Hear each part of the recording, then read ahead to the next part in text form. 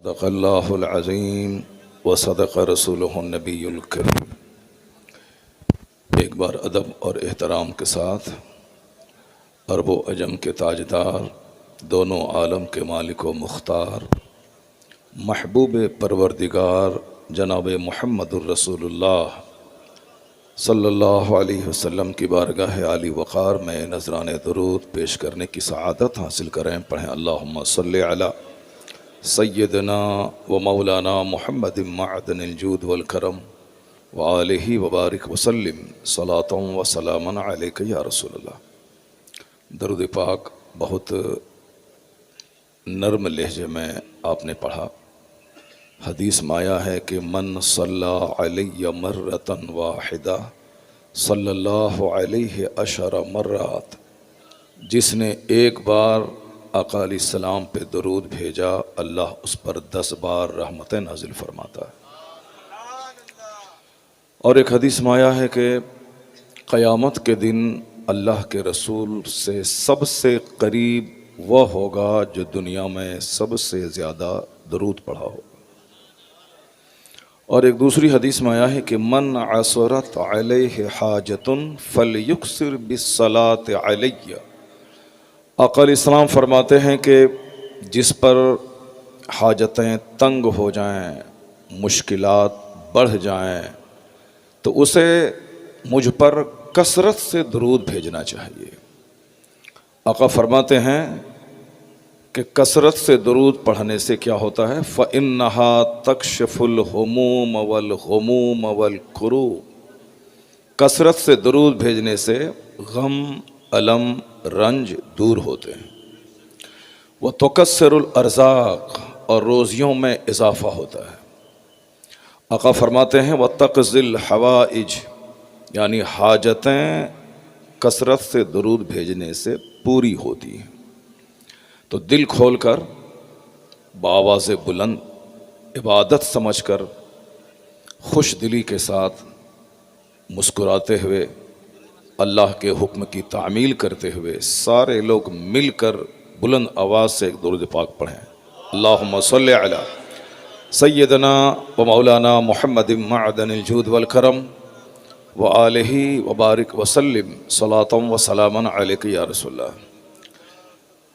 जामिया फैज़ अकबरी का ये ग्राउंड देखकर मुझे इतनी खुशी हासिल होती है। आज ऐसा महसूस हो रहा है जैसे मैं बरेली शरीफ के इस्लामिया इंटर कॉलेज में खिताब कर रहा हूँ। क्या बात है! यही दीवानों का सैलाब, अक़ीदतमंदों का तूफ़ान, ये बताता है कि जिस तरह उत्तर प्रदेश और बिहार में इस्लाम की बहारें हैं, गुजरात की वादियों में उससे कम बहार नहीं है। सुभान अल्लाह, सुभान अल्लाह। इस रेगिस्तानी इलाके में, इस डेज़र्ट, इस बालू और रेत के इलाके में भी इस्लाम का गुलशन लहलहा रहा है। हिंदुस्तान के सारे जलसे 12 बजे के बाद ख़त्म हो जाते हैं, मगर दारुल फैज़ अकबरी का जलसा 12 बजे के बाद अभी जवान हो रहा है। ये नौजवानों के चेहरों पे दाढ़ियाँ और बुज़ुर्गों के सरों पे पगड़ियाँ और चारों तरफ से दीवानों का हुजूम, ये ऐसे ही नहीं हुआ है। इसके पीछे बहुत बड़ी शख्सियत का हाथ है। इसके पीछे बहुत बड़ी शख्सियत का हाथ है।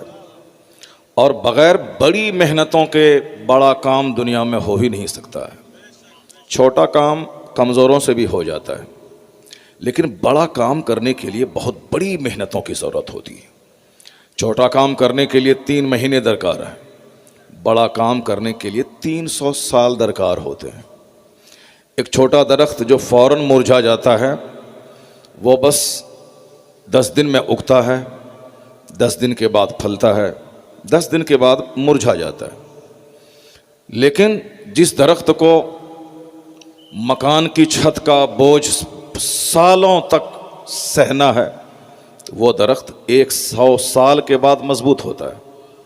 तो आज जो लोनी, गुजरात, कच्छ के इस इलाके में इस्लाम बिल्कुल तंदुरुस्त और तवाना है, जो इस्लाम का चमन मुस्कुरा रहा है, जो हर तरफ मस्जिदों मदरसों की बहारें नज़र आ रही हैं, इसके पीछे कमज़ोर की मेहनत नहीं है, इसके पीछे बहुत बड़ी शख्सियत हुजूर महमूदुल औलिया की मेहनत है। बड़ा काम दुर्वेशों ने ही दुनिया में अंजाम दिया है। बड़ा काम वह करता है जिसके दिल में दुनिया की चाहत नहीं होती। जो बाल बच्चों से सबसे ज़्यादा प्यार करता है उसकी शख्सियत महदूद होती है। जो अपने वतन से मोहब्बत करता है उसकी पर्सनैलिटी भी बिल्कुल लिमिटेड होती है।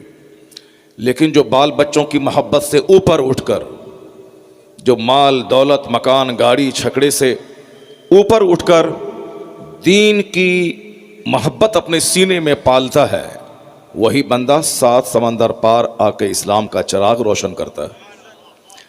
वही करोड़ों दिलों में इस्लाम का नूर अता करता है। बड़ा काम करने के लिए वतन छोड़ना पड़ता है। बड़ा काम करने के लिए रात की नींद कुर्बान करनी पड़ती है। बड़ा काम करने के लिए खाने पीने का मुकाबला नहीं, इतना ही खाना पड़ता है जिससे कि आदमी की कमर सीधी रहे, वो जिंदा रह सके। वो इतना ही पहनता है जिससे उसका सत्र छुप सके। वो इतना ही घर बनाता है जिससे कि सर्दी गर्मी और बरसात में अपना सर उसमें छुपा सके। आदमी के पैदा होने का मकसद अल्लाह की इबादत, अल्लाह के दिन की खिदमत है। कपड़े का मुकाबला मुसलमान नहीं करता है, खाने का मुकाबला मुसलमान नहीं करता है, मकान का मुकाबला मुसलमान नहीं करता है, बल्कि मुसलमान इबादतों का मुकाबला करता है। वो तहज्जुद पढ़ता है तो मैं इशराक और चाश्त पढ़ूँगा। वो अगर 3 दिन में एक ख़त्म कुरान करता है तो मैं 2 दिन में एक ख़त्म कुरान करूँगा। वो अगर 1 लाख रुपये माहाना सालाना गरीबों में खर्च करता है तो मैं 2 लाख रुपये करूँगा। यह मोमिन की शान होती है कि मोमिन नेकियों का मुकाबला करता है। और जब बंदा खाने पीने का मुकाबला करता है तो वो बहुत बड़ा काम नहीं कर सकता है। बहुत बड़ा काम करने के लिए वतन छोड़ना पड़ता है। बहुत बड़ा काम करने के लिए अपने बाग को बेचना पड़ता है। बहुत बड़ा काम करने के लिए हल्का फुल्का रहना पड़ता है। बहुत लंबा सफ़र तय करने के लिए बंदे को सामान का गट्ठर अपने सर पे नहीं लादना पड़ता है, बस एक छोटा सा झोला उसके लिए काफ़ी होता है। बहुत बड़ा काम करने के लिए बाल बच्चों को अल्लाह के हवाले करना पड़ता है। बहुत बड़ा काम करने के लिए नज़दीक और दूरी उसके नज़दीक कोई माना नहीं रखती। मेरे सामने बुज़ुर्गों की तारीख़ मौजूद है। एक शख्स ईरान में पैदा हुआ था। ईरान की मिट्टी से उनको प्यार होना चाहिए। हर आदमी को अपने वतन से प्यार होता है। बिहार में पैदा होने वाला वो बिहारी कहलाता है। गुजरात में पैदा होने वाला गुजराती कहलाता है। महाराष्ट्र में पैदा होने वाला मराठी कहलाता है। तो हर आदमी को अपने वतन की मिट्टी से प्यार होता है। लेकिन ये छोटे लोगों को होता है। जो इससे थोड़ा सा ऊंचा हो जाता है उसके नज़दीक वतन और पैदाइशी गांव कोई माना नहीं रखता। वह सारी दुनिया को अपना वतन समझता है। सारी दुनिया को अपना वतन समझता है। सारी दुनिया का खालिक अल्लाह है। सारी दुनिया का मालिक अल्लाह है। सारी ज़मीन अल्लाह की बनाई हुई है। और एक मरकज़ इस्लाम मक्का और मदीना है। इसे बहैसियत मुस्लिम हमारा ये नारा होता है कि चीनो अरब हमारा, हिंदुस्तान हमारा, मुस्लिम है हम, वतन है सारा जहां हमारा।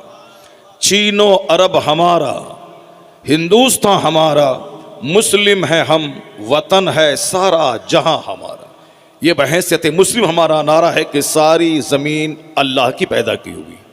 ये आसमान बग़ैर खंबे के रब ने पैदा किया। यह सूरज जो पूरी दुनिया को रोशन करता है, मेरे रब ने सूरज का नूर फैलाया है। यह चाँद जो रात की वहशत दूर करता है, ये मेरे रब ने बनाया है। चाँद एक है, सूरज एक है, आसमान एक है, ज़मीन एक है, इस्लाम एक है, मेरा खुदा एक है, मेरे मुस्तफ़ा एक हैं, मेरा कुरान एक है, मेरा मरकज़ एक है। इसलिए बहैसियत मुस्लिम हमारा नारा है कि चीनो अरब हमारा, हिंदुस्तान हमारा, मुस्लिम है हम, वतन है सारा जहां हमारा। ये एक बहुत ऊपर की बात हो गई, लेकिन पूरी दुनिया अल्लाह की है। मगर एक बंदा गुजरात में पैदा हुआ है, गुजरात की मिट्टी से उसको प्यार है, क्योंकि इस यहाँ की मिट्टी से उसकी खमीर तैयार हुई है। इसलिए वतन से मोहब्बत होना ये फितरी नेचुरल बात है। एक बंदा बिहार में पैदा हुआ, वो गुजरात में रहता है, लेकिन जब किसी बिहारी को देख लेता है तो उसका दिल बाग बाग हो जाता है कि ये मेरे वतन से आया है। एक औरत की शादी गुजरात में हुई है, वो रहने वाली महाराष्ट्र की है, लेकिन वो अपने गांव में महाराष्ट्र के किसी भिखारी को भी देख लेती है तो उनका सीना बाग बाग हो जाता है कि ये हमारे वतन से भिखारी आया है, हमारे वतन का कुत्ता है, ये हमारे वतन का आदमी है।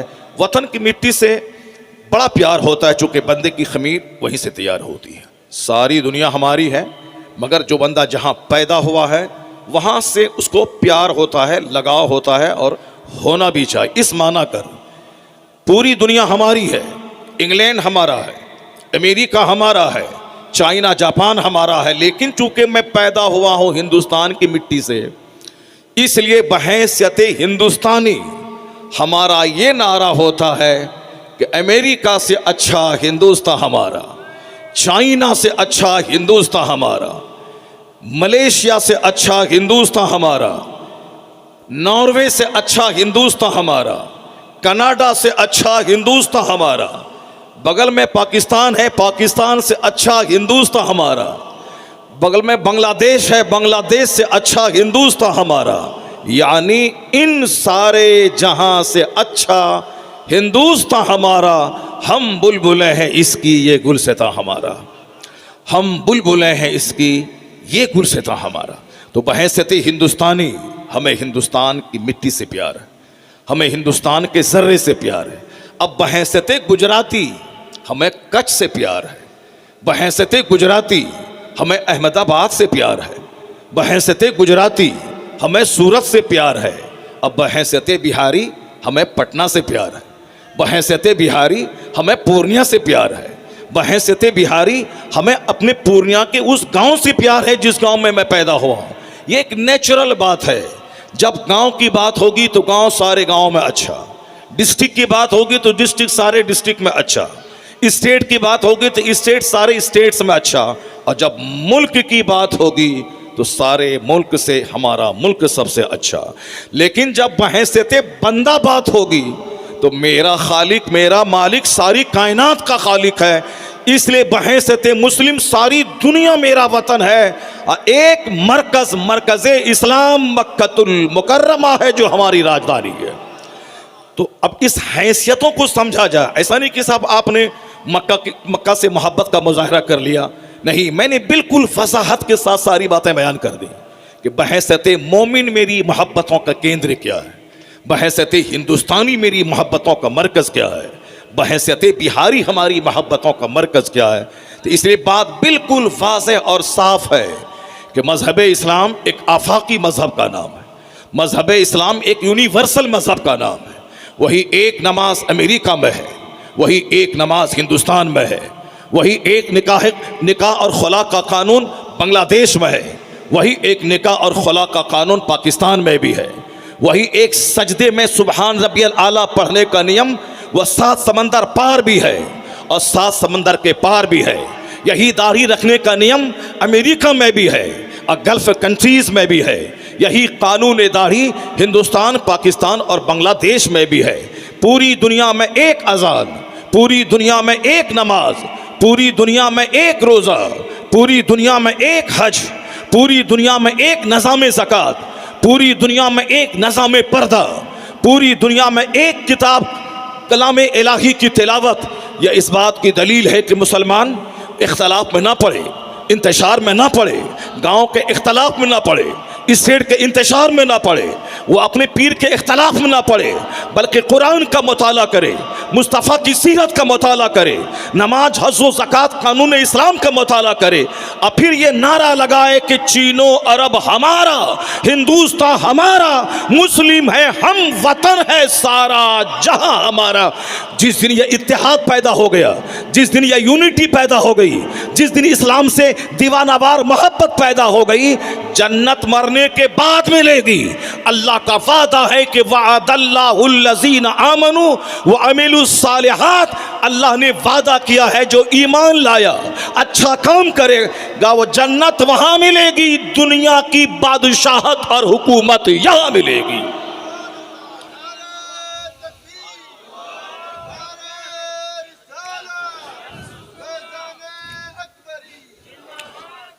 इस्लाम एक आफाकी मजहब का नाम है। इस्लाम सारी दुनिया को बदलने आया है। इस्लाम सारी दुनिया में निज़ाम अखलाक पैदा करने आया है। इस्लाम सारी दुनिया से इलिटरेसी और जहालत को दूर करने आया है। इस्लाम सारी दुनिया को पंक्चुअलिटी और वक्त की पाबंदी का निज़ाम देने आया।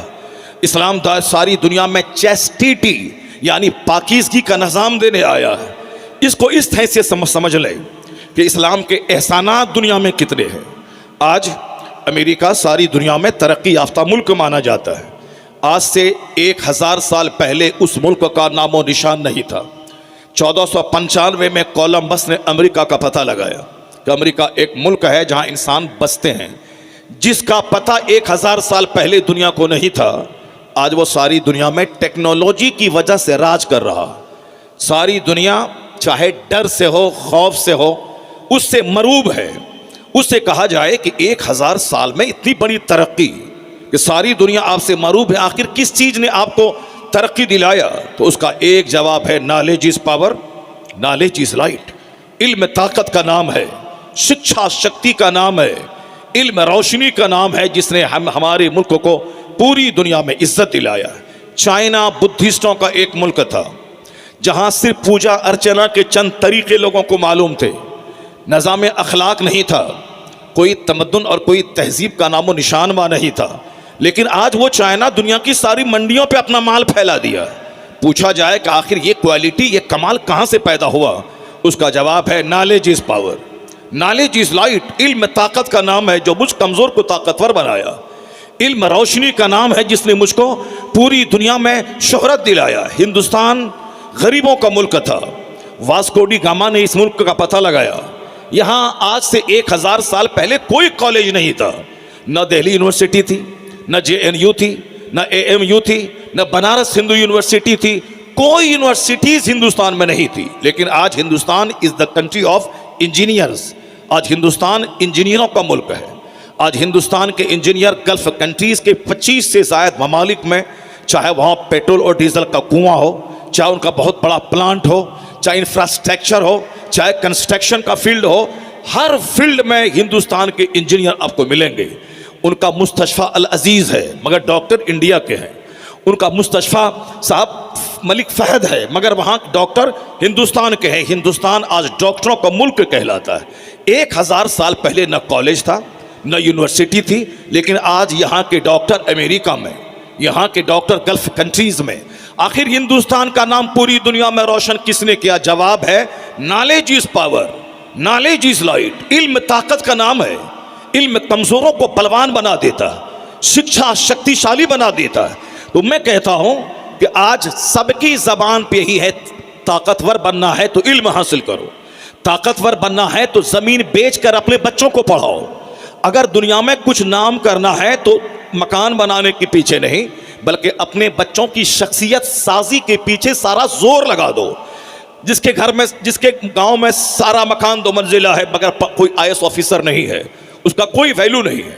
वहाँ कोई UPSC कंप्लीट करने वाला ऑफिसर नहीं है, उस गांव का कोई वैल्यू नहीं है। वैल्यू उस गांव का है जहाँ बैरिस्टर हो, जहाँ कोई डॉक्टर हो, जहाँ कोई इंजीनियर हो, जहाँ कोई लॉयर हो, जहाँ कोई मुहर्रिर हो, जहाँ कोई मुसन्निफ हो, जहाँ कोई IAS ऑफिसर हो। इल्म से गांव का बोलबाला होता है, इल्म से इलाका पहचाना जाता है। तो आज बिहार के IAS ऑफिसर पूरे हिंदुस्तान में छाए हुए हैं। चूँकि जो मालदारों के बच्चों को खाने पीने से फुर्सत कहाँ है कि वो 18 घंटे पढ़ेंगे। 18 घंटे वो पढ़ते हैं, 18 घंटे वह पढ़ते हैं जिसके घर में खाने पीने की दिक्कत है, जिसके पास पहनने ओढ़ने की कमी है। वो चाहते हैं कि मैं मेहनत मजदूरी करके मैं अपने माँ बाप को गुर्बत की वादी से बाहर निकालूं। वो चाहते हैं कि मैं 18 घंटे दिमाग जला जला के पढ़कर मैं अपने ख़ानदान का नाम रोशन करूं। यही वजह है कि आज से 2 साल पहले हिंदुस्तान में 500 से ज़्यादा डिस्ट्रिक्ट हैं, मगर एक डिस्ट्रिक्ट के DM का बच्चा IAS में टॉप नहीं किया। हिंदुस्तान में 500 से ज़्यादा MPs हैं, मगर एक भी MP का बच्चा IAS में टॉप नहीं किया। हिंदुस्तान में 100 से ज़्यादा अरबपति हैं, खरबपति, मगर एक अरबपति का बच्चा IAS में टॉप नहीं किया। मगर बिहार के देहात का एक बच्चा, वह पूरे हिंदुस्तान की 140 करोड़ की आबादी में वह IAS में टॉप रिजल्ट आया। प्रधानमंत्री ने बधाई दी, हिंदुस्तान के सारे लोगों का सीना फख्र से चौड़ा हुआ। चलो बिहार के एक देहात का बच्चा आईएएस में टॉप किया, सारे बिहारी खुश हो गए। अब लोग कहने लगे गुजरात का बच्चा आईएएस में टॉप क्यों नहीं किया, दिल्ली का बच्चा आईएएस में टॉप क्यों नहीं किया। लोग कहने लगे जो भी मेहनत करेगा, चाहे गांव का बच्चा हो, मजदूर का बच्चा हो, जो मेहनत करेगा वो सख्त जमीन खोद करके वहां से पानी निकाल लेगा। तो मैं बड़ा काम करने के लिए मेहनत जरूरी है। मेहनत चटाई पे होती है, एयर कंडीशन रूम में मेहनत नहीं होती है। यही वजह है कि डीएम का बच्चा डीएम बहुत कम बनता है, और गरीबों की चटाई से मेहनत करने वाले बच्चे जो 18 घंटे पढ़ते हैं, जो 16 घंटे स्टडी करते हैं, वो बहुत बड़ा काम दुनिया में करते हैं। मदरसे में जो बच्चे सिर्फ टोपी पे ध्यान देते हैं, जो बच्चे जुब्बा पे ध्यान देते हैं, जो बच्चे सिर्फ साफ शूज़ पे ध्यान देते हैं, जो बच्चे सॉक्स पे ध्यान देते हैं, वो इंतज़ार करते हैं कि कहाँ कोई मरे, तीजा 40वां और बरसी की दावत हो, वहाँ जाएं और वहाँ से 500 रुपये नजराने मिले ताकि मैं फ़ौरी एक नया जुब्बा पहन लूँ, फ़ौरन एक नई टोपी ख़रीद लूँ, फ़ौरन साहब एक नया शूज़ ख़रीद लो। वो कोई बहुत बड़ा काम नहीं कर पाएगा। सारी ज़िंदगी नज़र रखेगा कि कोई 500 रुपये दे कि मैं शूज़ ख़रीद लूँ, मैं पगड़ी ख़रीद लूँ, मैं जुब्बा ख़रीद लूँ।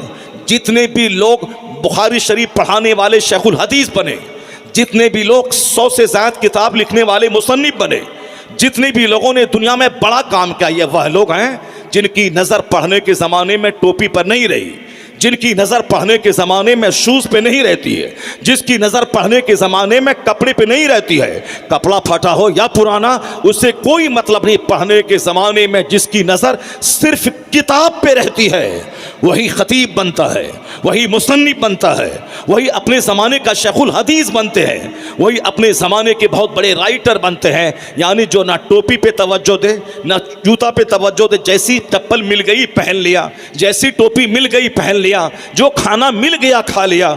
जो पढ़ने के ज़माने में वो एहतजाज नहीं करता है कि हमें 1 महीने तक गोश्त नहीं मिल रहा है, हमें दाल पतली मिल रही है, हमें रोटी मोटी मिल रही है, हमें चावल मोटा मिल रहा है, वो बंदा कुछ भी नहीं कर पाएगा। नज़र किताब पे जिसकी रहती है, वो सिर्फ इतना जानता है कि खाना मिले खाऊं, मैं जिंदा रहूं, उसके मैं जिंदा इसलिए रहूं ताकि मैं पढ़ाई कर सकूं।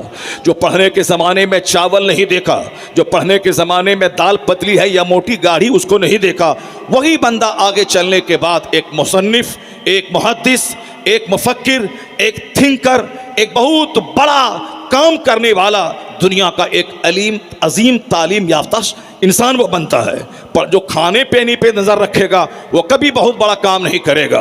तो मैं ये कहना चाहता हूँ कि बड़ा काम करने के लिए बड़ी मेहनतों की ज़रूरत होती है।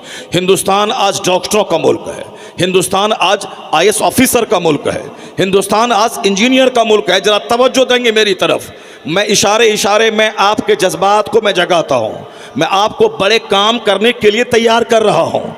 ऐसा नहीं होता है इस दुनिया में, अल्लाह की इस दुनिया में, कि हम कुछ ना करें और बाबा के आस्थाने पे आ जाएं और कहें कि बाबा मेरे बेटे को डॉक्टर बना दीजिए, बाबा मेरे बेटे को इंजीनियर बना दीजिए। ऐसा इस दुनिया में नहीं होता है कि उस्ताद का पाँव दबाऊं और फिर मैं बहुत बड़ा शेखुल हदीस बन जाऊं। उस्ताद का पाँव दबाऊंगा, सवाब मिलेगा।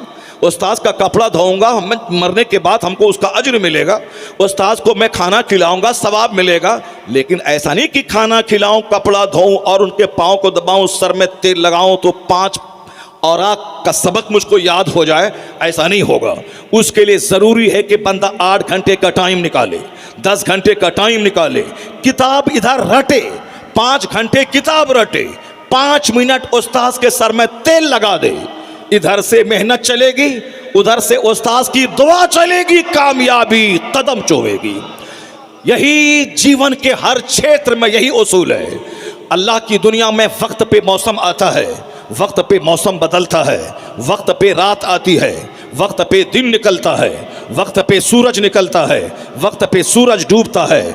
लशम्स यंबगी लहा अन तुद्रिकल कमर वल्लैलु साबिकुन नहार। सूरज के बस में नहीं कि चांद को छू ले, रात के बस में नहीं कि दिन पे चढ़ जाए। कुल्लुन फी फलकिन यस्बहून, ये सब अपने अपने मदार और महवर पे महवे गर्दिश है। ये सब अपने अपने रास्ते पे चल रहे हैं। मौसम का सिस्टम, रात दिन की तब्दीली का सिस्टम, सूरज और चांद का निज़ाम, ये सारा सिस्टम कुदरत ने जो बना दिया है, उसी सिस्टम से सारा काम चलता है। तो हमारे पास ईमान है, हम कलमा पढ़ते हैं, हम नमाज रोज़े हज व ज़कात अदा करते हैं, मरने के बाद जन्नत मिलेगी।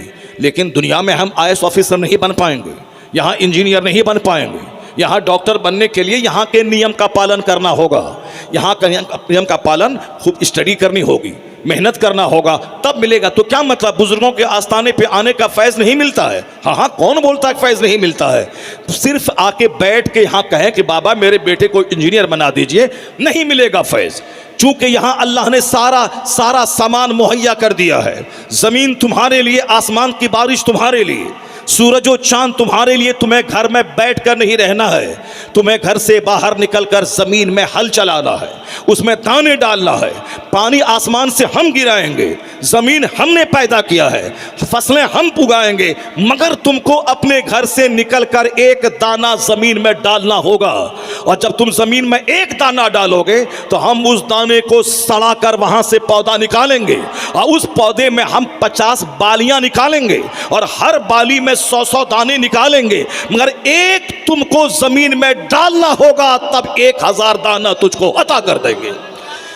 एक तुमको ज़मीन में डालना होगा, तुमको आगे बढ़ना होगा, अपने बच्चों को पढ़ाना होगा, बच्चा को 10 घंटे पढ़वाना होगा, तब बच्चा मैट्रिक में 90% नंबर लाए, इंटरमीडिएट में 12 घंटे की स्टडी बढ़ा दे, तब इंटरमीडिएट में वो 98% नंबर लाए, ग्रेजुएशन में और थोड़ी सी मेहनत और बढ़ा दे, 16 घंटे पढ़े, 99% नंबर ले आए। अब बच्चा इस काबिल हुआ कि IAS के एग्ज़ाम में बैठ सकता है, यानी मैट्रिक का रिजल्ट टॉप है, इंटरमीडिएट का रिजल्ट टॉप है, ग्रेजुएशन का रिजल्ट टॉप है।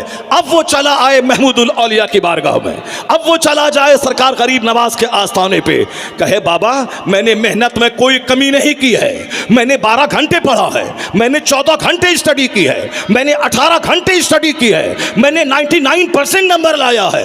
बाबा मैंने मेहनत में कोई कमी नहीं की है, मैं फिजिक्स पढ़ा हो, मैं केमिस्ट्री पढ़ा हो, मैं बायोलॉजी पढ़ा हो, मैं मैथमेटिक्स पढ़ा हो, मैं जनरल नॉलेज पढ़ा हो, मैं जनरल साइंस पढ़ा हो, मैं कंप्यूटर पढ़ा हो, मैंने मेहनत में कोई कमी नहीं की है। बाबा सिर्फ आपकी दुआ चाहिए। इधर से 15 घंटे की मेहनत चलेगी और गरीब नवाज अपनी कब्र में हाथ उठा देंगे, महमूदुल औलिया अपनी कब्र में हाथ उठा देंगे। इधर से मेहनत चली, उधर से दुआ बढ़ी, कामयाबी आसमान से जमीन पे नाजिल हो जाती है।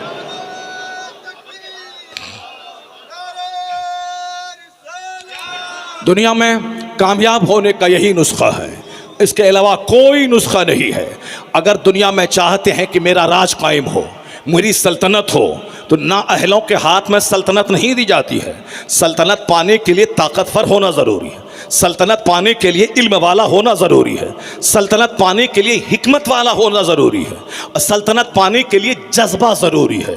मरा हुआ आदमी कोई काम नहीं कर सकता है। बड़ा काम करने के लिए इंतुजियाज़्म चाहिए, बड़ा काम करने के लिए पैशन चाहिए, बड़ा काम करने के लिए जज्बा चाहिए, बड़ा काम करने के लिए अपना एक प्लान बनाए, उस प्लान के हासिल करने के लिए स्ट्रगल करे, उस प्लान के पाने के लिए वह तमाम छोटी छोटी ख्वाहिशात को कुर्बान कर दे, तब मजनू बन जाए। मजनू बनने के बाद तब बड़ा काम होता है।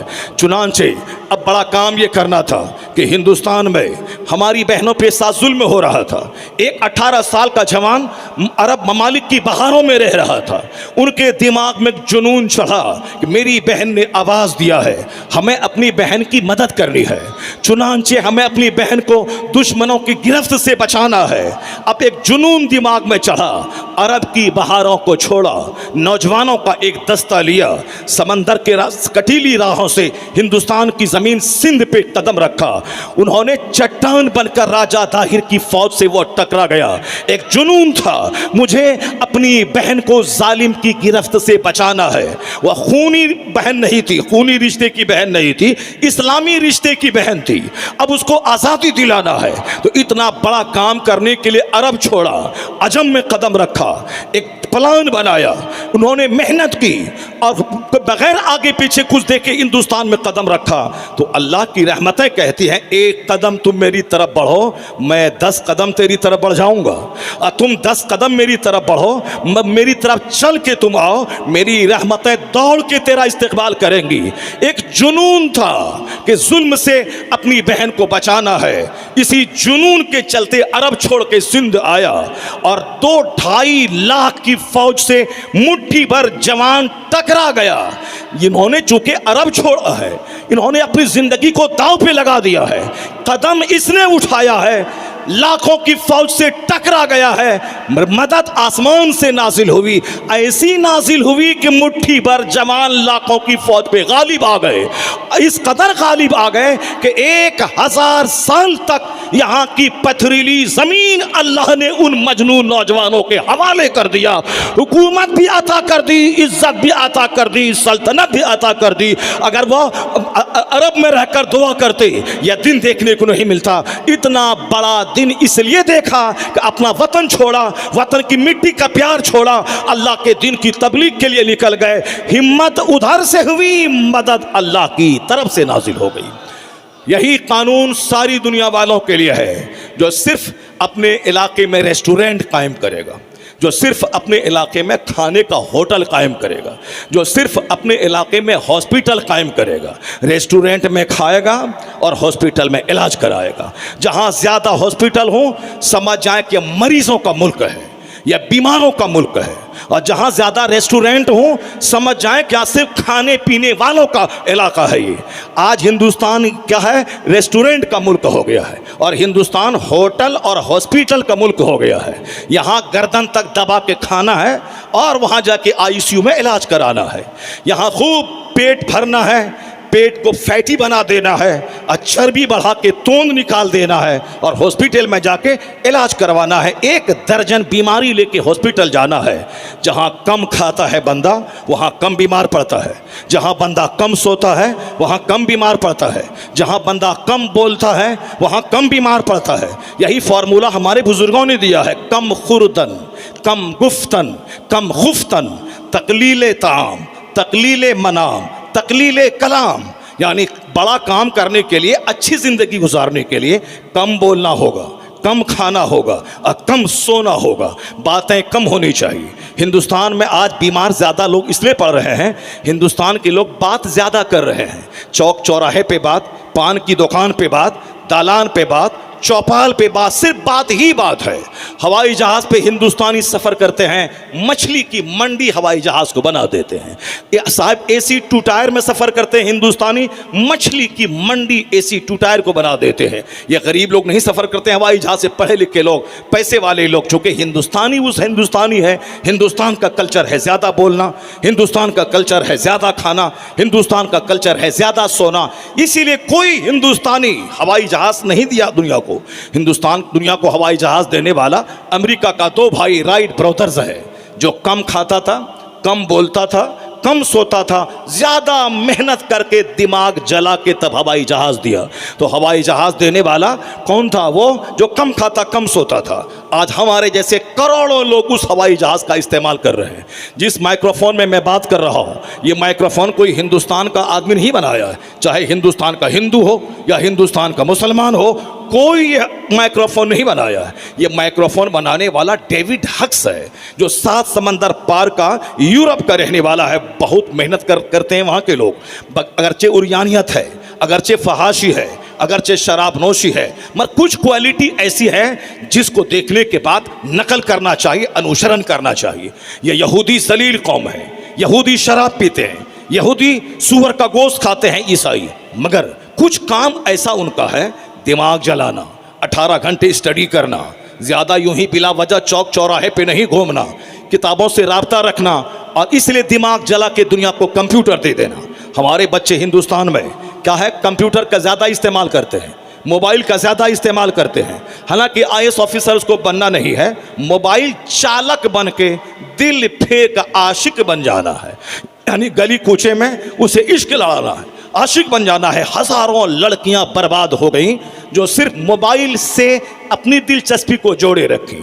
हज़ारों लड़के हमारे तबाह बर्बाद हो गए जिन्होंने सिर्फ मोबाइल पे चैटिंग करना शुरू कर दिया।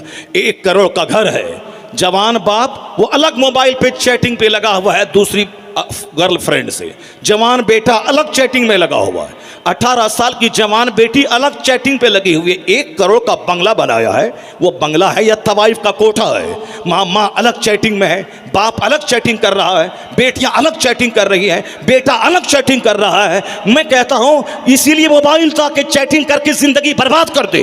नहीं, जो वक्त का इस्तेमाल नहीं करेगा, वक्त का सही इस्तेमाल नहीं करेगा, वक्त उसे बर्बाद कर देगा, वक्त उसकी इज्जत को नीलाम कर देगा। ये जिंदगी कीमती नहीं है कि मैं इसे मोबाइल पे लगा दूं, मैं चैटिंग पे लगा दूं। जो आदमी मोबाइल से रिश्ता ज्यादा जोड़ेगा, मुमकिन है अखलाक तबाह हो जाए, सेहत तबाह हो जाए। आज मुसलमान आंसू बहाते मेरी लाखों बेटियां गैरों के साथ भाग गईं। जिस घर में किताबों की तालीम हो, जिस घर में आलिमों का आना जाना हो, जिस घर में मशाइख का आना जाना हो, जिस घर में नेक लोगों का आना जाना हो, कभी उसके बच्चे नहीं बिगड़ते। जिस घर में सजदा हो, जिस घर में तिलावत हो, जिस घर में दुरूद हो, जिस घर में मशाइख का सजदा हो, उस घर से बच्चियां कभी काफिरों के साथ नहीं भागती हैं। इसलिए कि सजदे का असर होता है, तिलावत का असर होता है, जिक्र का असर होता है, दुरूद का असर होता है। जिस घर में चोरों का आना जाना, जिस घर में डकैतों का आना जाना, जिस घर में गैर महरम का आना जाना, जिस घर में गाने बजाने वालों का आना जाना, जिस घर में चर्चा सिर्फ एक्टर का होता हो, जिस घर में चर्चा सिर्फ क्रिकेटर का होता हो, जिस घर में चर्चा सिर्फ लीडर का होता हो, उस घर के बच्चे और बच्चियों का बिगड़ना तय है। लेकिन जिस घर में चर्चा गौसे आजम का होता हो, चर्चा गरीब नवाज का होता हो, चर्चा साहबे करम का होता हो, चर्चा महमूदुल औलिया का होता हो, चर्चा आला हजरत का होता हो, चर्चा मुफ्ती आजम हिंद का होता हो, आना जाना डकैतों का नहीं नेकों का आना जाना हो, उस घराने की बेटियों को तो मैंने देखा है। उस घराने की बेटियों को अगर कोई काफिर 1 करोड़ का प्रपोज किया तो ये मुसलमान बेटियां कहती हैं मैं तुम्हारे चेहरे पे थूक दूंगी, सारी जिंदगी कुंवारी रह जाऊंगी मगर इस्लाम का सौदा नहीं करूंगी।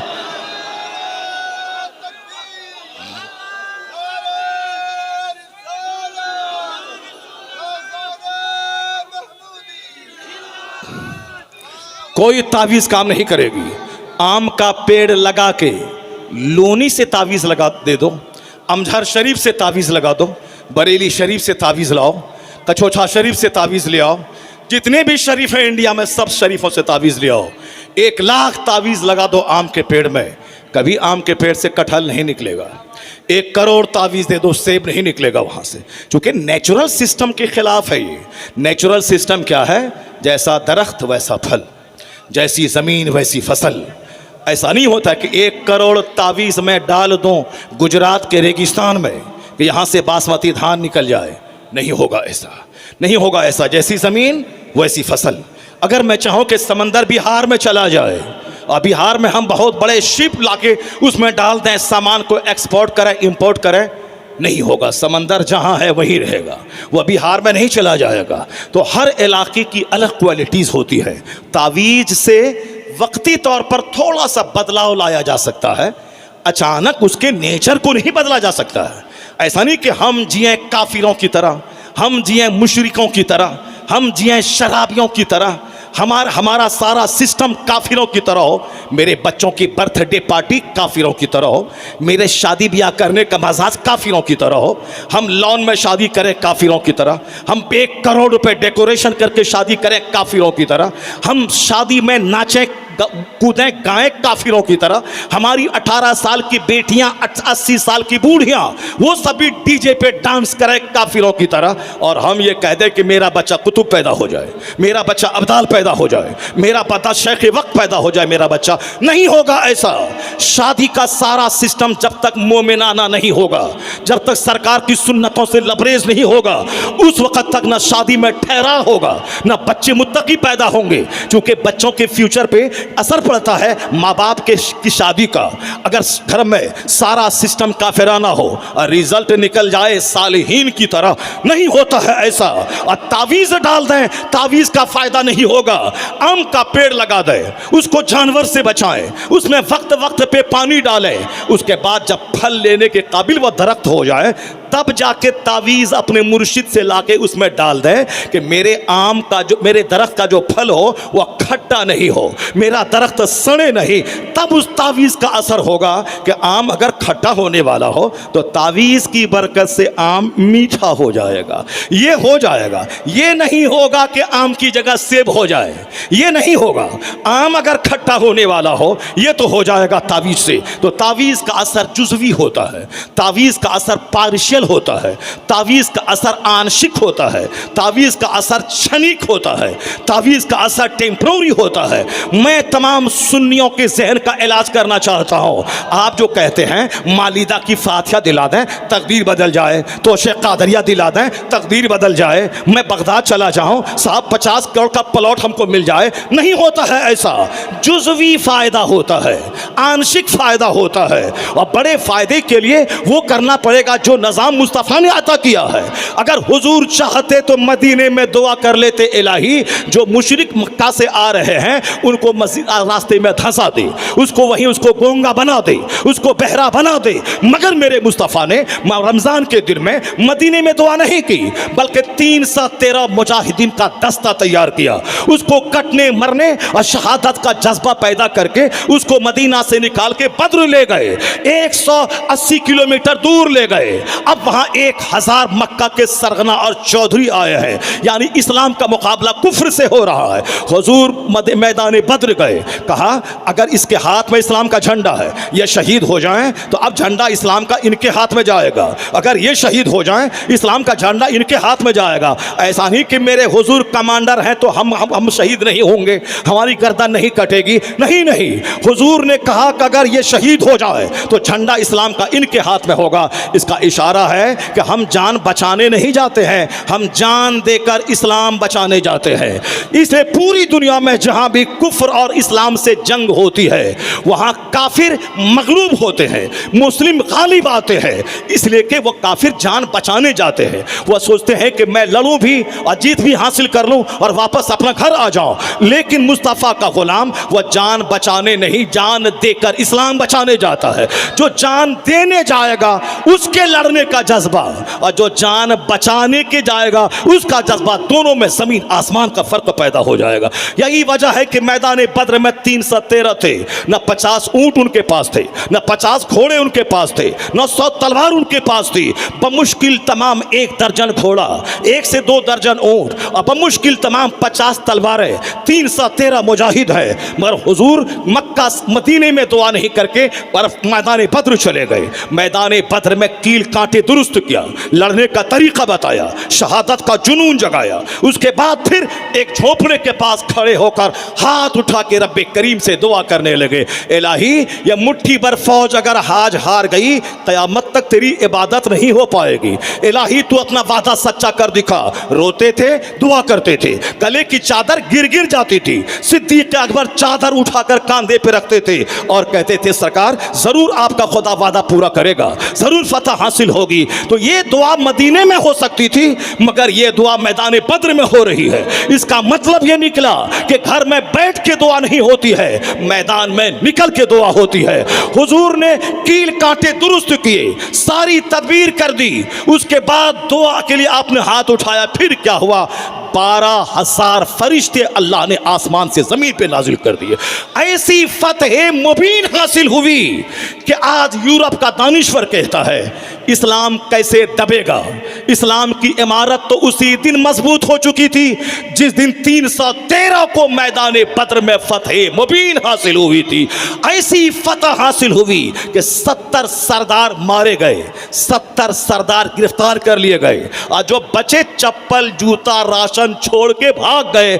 ऐसी फतह मुबीन हासिल हुई। क़यामत तक का दस्तूर वही रहेगा। हुकूमत के लिए जज्बा चाहिए, हुकूमत के लिए इल्म चाहिए, हुकूमत के लिए आइडियोलॉजी चाहिए। जो कौम सिर्फ खाएगी पिएगी, जो होटल पे रेस्टोरेंट पे नजर रखेगी, जो कौम सिर्फ सुबह से लेकर शाम तक 1 दर्जन बार खाना खाएगी, जिसकी नजर अपने मकान पे, जिसकी नजर अपने बच्चों के कपड़े पे, जिसकी नजर अपनी जमीन पे, वह कौम कभी दुनिया में फातह नहीं होगी। फातह बनने के लिए मुल्क छोड़ना होगा, फातह बनने के लिए नींद कुर्बान करनी होगी, फातह बनने के लिए बड़ा जज्बा रखना होगा। इधर से जज्बा बड़ा हो, रहमतें तो अल्लाह नाजिल करता है, हुकूमत तो अल्लाह देता है। तू मोहम्मदी बन जा, हुकूमत तुम्हारे हवाले कर दी जाएगी।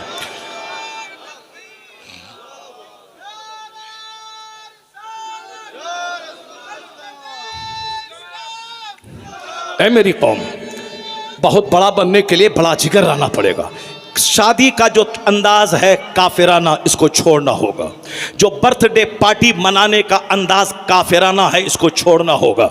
हैप्पी बर्थडे टू यू जो कहने का अंदाज काफिराना है, इसको छोड़ना होगा। मोमिन का अंदाज क्या है? बच्चा जिस दिन पैदा होता है उसी दिन वह 70-80 साल का है, जो उम्र उसकी अल्लाह ने लिख दी है। आज ही वो 80 साल का है, लेकिन जैसे ही 1 साल घट गया तो 80 साल में 1 साल खत्म। 5 साल का बच्चा हो गया, अब बच्चा 75 साल का रह गया। यानी जिस दिन जिसकी जितनी उम्र अल्लाह ने लिख दी है, जिस दिन पैदा हुआ उसी दिन उसकी उम्र उतनी है। जैसे मेरी उम्र आज 55 साल हो शुरू हुई है, 55 साल का आगाज़ हुआ, 54 ईयर्स कंप्लीट हो गए, 70 की मेरी पैदाइश है। अगर अल्लाह ने मेरी उम्र 60 साल रखी है या 70 साल रखी है, तो जिस दिन मैं पैदा हुआ था उसी दिन मैं 70 साल का था। आज 55 साल हो गए तो 70 में 55 खत्म। अब जिंदगी के बच गए सिर्फ 15 साल। अगर मेरी उम्र 60 साल है तो 55 साल खत्म हो गए। अब जिंदगी के बच गए 5 साल। ये बताइए, अब जो हम बर्थडे पार्टी आज मना के बोलेंगे हैप्पी बर्थडे टू यू, ये जो हम आज बोलेंगे मेरा बेटा 55 साल का हो गया, हमारे हिंदुस्तान के प्रधानमंत्री के 76 साल के हो गए, इसका मतलब है ये मौत का जश्न मनाना हुआ। 5 साल के बाद मरने वाला है, या जश्न मौत मना रहे हैं कि मेरा मरने वाला है। इस्लाम क्या कहता है? जब बच्चा आपका 5 साल का हो जाए, तबर्रुक ले आओ दुकान से, अपने इलाके के बड़े आलिम को बुला लो और फातिहा दिला के उस बच्चे के लिए दुआ करो, अल्लाह इस बच्चे को सेहत, तंदुरुस्ती, अच्छा इल्म अता करे। और बच्चे को बता दो कि मेरे लाल, आपकी जिंदगी के 5 साल खत्म हो गए, आपकी जिंदगी के 10 साल खत्म हो गए, अब आप मौत की तरफ बढ़ रहे हैं, इसलिए मौत की बात जो होने वाला है उसकी तैयारी शुरू कर दीजिए। ये है बर्थडे पार्टी कि अब आप मौत की तरफ बढ़ रहे हैं, अब आप मौत की तरफ बढ़ रहे हैं, इसे मौत की तैयारी कीजिए। दुनिया का 70 साल 1 सेकंड है, मरने के बाद का एक दिन 50,000 साल के बराबर है। असल इज्जत वहां की, असल राहत वहां की, असल जन्नत वहां की, असल आराम वहां का। दुनिया में क्या रखा है? आजकल सेहतमंद थे, आज बीमार पड़ गए। हमारे बाबा यहां बैठे हुए थे, बाबा को मैंने 15 साल पहले देखा था, किस कदर तंदुरुस्त थे और किस कदर दाढ़ी के बाल स्याह थे। 15 साल के बाद आज मैं बाबा को देख रहा हूं, बाबा की दाढ़ी के बाल सफेद हो गए। मुझको आज से 15 साल पहले आपने देखा होगा, दाढ़ी का एक बाल काला नहीं था, लेकिन आज 15 साल के बाद आप देख रहे हैं कि दाढ़ी के मेरे कितने बाल सफेद हो गए। इसका मतलब है दुनिया में कोई आदमी एक हालत पे रहने नहीं आया है। आज तंदुरुस्त है, कल बीमार हो जाएगा, आज मालदार है, कल गरीब हो जाएंगे, आज तंदुरुस्त है, कल बीमार हो जाएंगे, आज इज्जत वाले हैं, कल जलील हो जाएंगे। वो इज्जत भी कोई इज्जत है जो छीनने वाली हो, वो दौलत भी कोई दौलत है जो कल घटने वाली हो, वो सेहत भी कोई सेहत है जो कल बर्बाद होने वाली हो, वो जिंदगी भी कोई जिंदगी है जिसकी गर्दन पे मौत की तलवार लटक रही हो। इसलिए इस्लाम कहता है असल इज्जत वहां की जहां की इज्जत छीनी नहीं जाएगी, असल जवानी वहां की कि 80 साल का बुढ़ा भी मर जाए, अगर ईमान है, तकवा है, तो वहां 30 साल का जवान बना के जन्नत में डाला जाएगा। वहां दाढ़ी के बाल नहीं रहेंगे, वहां पसीने की बदबू नहीं रहेगी, वहां पेशाब पाखाना की तकलीफ नहीं होगी कि साहब प्रधानमंत्री मीटिंग में है, मिनिस्टरों के पाखाना लगा तो बाथरूम चले गए, अब बाथरूम गए तो अपने हाथ से अपना साफ कर रहे हैं। जो दूसरों के सामने बड़े बनते हैं, वॉशरूम में अपना पाखाना अपने से साफ करना पड़ता है। ये भी अल्लाह घमंड तोड़ने के लिए एक जबरदस्त तरीका दे दिया है, ताकि जब भी लगे कि ये भंगी है, ये दूसरों का पाखाना साफ करता है, तो उस वक्त अपने वॉशरूम में अपना पाखाना साफ करना बंदा याद कर ले कि कोई प्रधानमंत्री हो या अमेरिका का प्रेसिडेंट, वह वॉशरूम में नौकर को लेकर नहीं जाता है, वह अपना गिनावना पाखाना खुद अपने हाथ से साफ करता है। यह इस बात की दलील है कि अल्लाह इस पाखाने की कमजोरी को लगा के बंदे को बताना चाहता है कि तू बड़ा नहीं है, कोई बड़ा नहीं है, ये कमजोरी है तुम्हारी। इसलिए दूसरों को हकीर मत समझना, दूसरों को जलील मत समझना, दूसरों को मेहतर मत समझना। अगर दूसरा मेहतर है तो मेहतर वाला काम तू ही तो कर रहा है। दूसरा दूसरों का पाखाना साफ करता है और तू अपना पाखाना साफ करता है। जब इस पॉइंट पे नजर रखेगा, तेरा सारा गुरूर मिट जाएगा और तेरे अंदर खाकसारी पैदा हो जाएगी। तो अपनी पेशानी जमीन पे झुका के कहेगा, इलाही मैं कमजोर हूं, तू ताकतवर है, मैं मखलूक हूं, तू खालिक है, मैं आजिज हूं, तू मुख्तार है, मैं बीमार हूं, तू शिफा देने वाला है, मैं कुछ नहीं हूं इलाही, तू ही सब कुछ है। बंदे का घमंड तोड़ने के लिए अल्लाह ने दुनिया में बीमारी लगा दिया है। बंदे का गुरूर तोड़ने के लिए अल्लाह ने पेशाब पाखने का सिस्टम लगा दिया है। बंदे का घमंड तोड़ने के लिए अल्लाह ने मौत का एक सिलसिला लगा दिया है। आप जवान हैं, बच्चा आपका मर गया। आप बादशाह हैं, आपका बेटा मर गया। आप बादशाह हैं, आपकी बीवी अचानक खूबसूरत 25 साल की जवान वह मर गई। ये कमजोरियां हैं, मगर जन्नत में न बीमारी है, न आजारी है, न पेशाब पाखाना है, न पसीने की बदबू है, न वहां आंधी है, ना वहां तूफान है, ना कोई चिढ़ने वाला है, ना कोई जलने वाला है, ना कोई हसद करने वाला है, ना नेमत के छीनने का अंदेशा है। इसलिए असल आराम वहां का, असल इज्जत वहां की, असल जवानी वहां की। यही पैगाम मुस्तफ़ा ने मस्जिद नबवी के मेंबर से दिया। ला ऐशा इल्ला ऐशुल आखिरा। मस्जिद नबवी की तामीर के वक्त में हुजूर ईंट उठाते, पत्थर उठाते थे। साहबा कहते सरकार मैं उठाने के लिए काफी हो, आप मत उठाए। हुजूर कहते थे मैं जानता हूं तू उठा लेगा, मगर मैं तेरे साथ मिल के उठाना चाहता हूं। यह हुजूर का अखलाक था जो अरब के लोगों को दीवाना और पागल बना दिया था। खुद न थे जो राह पे, औरों के हादी बन गए। क्या नजर थी जिसने मुर्दों को मसीहा कर दिया। यह हुजूर की मुस्कुराहट, यह हुजूर का अखलाक, यह सहाबा के साथ मिलकर रहना, उनके साथ मिल के काम करना, उनके साथ मिल के ईंट उठाना, ये इस अरब के बद्दुओं को तहजीब के आला मकाम पे फाइज कर दिया था। इसीलिए हुजूर कहते थे अल्लाहुम्मा ग़फ़िरिल अंसार वल मुहाजिरा ला ऐशा इल्ला ऐशुल आखिरा। पत्थर उठाते थे और कहते थे आराम नहीं है मगर आखिरत का आराम। ए अल्लाह अंसार को बख्श दे, ए अल्लाह मुहाजिर को बख्श दे। तो हुजूर हर वक्त अपने हुजरे आयशा में कहते थे आराम असल में आखिरत का। अपनी बेटी फातिमा के घर में जाके कहते थे बेटा आराम असल में आखिरत का। आपकी बेटी फातिमा तू ज़हरा आई थी, आका अलैहिस्सलाम बद्र और ओहद के यतीमों को गुलाम तकसीम कर रहे थे। सैयदा फातिमा कुछ कह नहीं पाई, वापस घर आ गई। शाम के वक्त में सरकार दो जहां अपनी बेटी फातिमा तू ज़हरा के घर गए। ये सरकार की जिंदगी मेरे लिए नमूना है। बस सिर्फ तोशा कादरिया खाना है, लंगर गौसिया खाना है, छठी शरीफ का लंगर खाना है, पखाना करना है, बाकी और कुछ नहीं सीखना है कि गौस से क्या मिल रहा है, ख्वाजा गरीब नवाज से क्या मिल रहा है, महमूदुल औलिया से क्या मिल रहा है, बुजुर्गों से क्या मिल रहा है, गौसे आजम की हिजरत से क्या मिल रहा है, 25 साल तक दरख्त के पत्तों के खाने से क्या सबक मिल रहा है, 40 साल तक ईशा के वजू से फजर पढ़ने से क्या पैगाम मिल रहा है। बस मुरीदों के घर जाना है, नाजो नैम का खाना खाना है, उसके नजराने लेना है, अपनी बेटी को जींस टी शर्ट पहनवा के अमेरिका में पढ़ाना है। जो अपनी बेटी को कनीज़े फातिमा ना बना सका वह दूसरों को क्या बना पाएगा। जो अपने बेटे को गुलाम मुस्तफ़ा ना बना सका वह दूसरों को क्या बना पाएगा। इसलिए पीर का मतलब वो नहीं है कि जो मुरीदों का नजराना ले और अपनी बेटी के दाढ़ी मुंडवा के कॉलेज में भेजे, अपनी बेटी को जींस टी शर्ट पहनवा के स्कूल कॉलेज में भेजे, बल्कि अल्लाह का वली वो होता है, पीर वह होता है जिसे मुरीद देखे तो खुदा याद आ जाए, पीर को देखे तो मुस्तफ़ा की सुन्नत पे चलने का जज्बा पैदा हो जाए। पीर वो नहीं जो गुटखा खोर हो, पीर वो नहीं जो सिगरेट पीने वाला हो, पीर वो हो जो तिलावत करने वाला हो, इबादत करने वाला हो, नफल पढ़ने वाला हो, चार्ज पढ़ने वाला हो, जिसको देखूं तो खुदा याद आ जाए, जिसको देखूं तो मुस्तफ़ा की अदा याद आ जाए। बहुत सारे पीरों को उनका मुरीद सिगरेट देता है तोहफा, चूंकि पीर को सिगरेट पसंद है। बहुत सारे पीर को मुरीद उनका गुटखा देता है, मेरे पीर को रजनीगंधा पसंद है। मगर मैंने इन पीरों के बीच में देखा एक ऐसा पीर जो पीर किताबें पढ़ता था, जो पीर तस्बीह पढ़ता था, जो पीर दरसे बुखारी देता था, जो पीर अमरे बिलमारूफ करता था। कभी सिगरेट पीता नहीं देखा, कभी गुटखा खाता नहीं देखा, कभी उसको दुनियादारी में नहीं देखा। जब भी देखा डकैतों की झुरमुट में नहीं, उसको अल्लाह के नेक बंदों की झुरमुट में देखा, आलिमों की महफिल में देखा, मुफ्तियाने कराम के हुजूम में देखा, हमेशा किताब पढ़ता देखा। अमेरिका की वादी में है अमरे बिलमारूफ, अपने घर में है दरसे बुखारी, बिहार के जंगल में है मुरीदों को जन्नत का रास्ता दिखाना। वह कौन था? वह वही था जिसे दुनिया 10 करोड़ मुरीदों का मुर्शिद अख्तर रज़ा का अज़हरी ताजु शरिया के नाम से पुकारती है।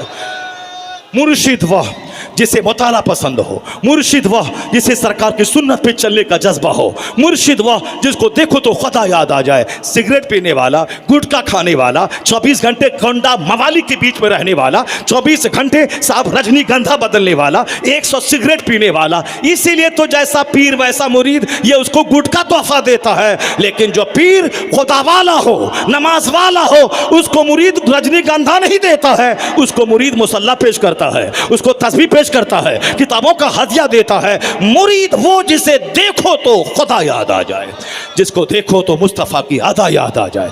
ये ब्राह्मणवाद नहीं है इस्लाम में कि ब्राह्मण का बेटा ब्राह्मण बनेगा, पंडित करे पंडित बनेगा। यहाँ नहीं, यहाँ गुजरात के देहाती का बेटा अगर वह काला कलोटा क्यों ना हो, अगर वह आलिमे बाअमल है, तो अगर कोई सैयद ज़ादा गोरा नारा जाहिल हो, वह बैरिस्टर हो, लायर हो, वह बिनी पीछे नमाज पढ़ेगा।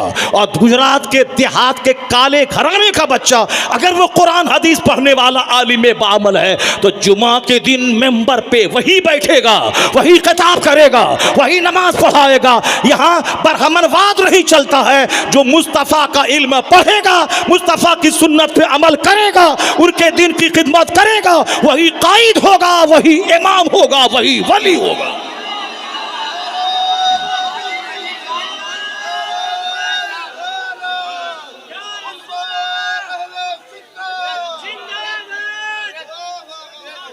ला ऐश इल्ला ऐशुल आखिरा।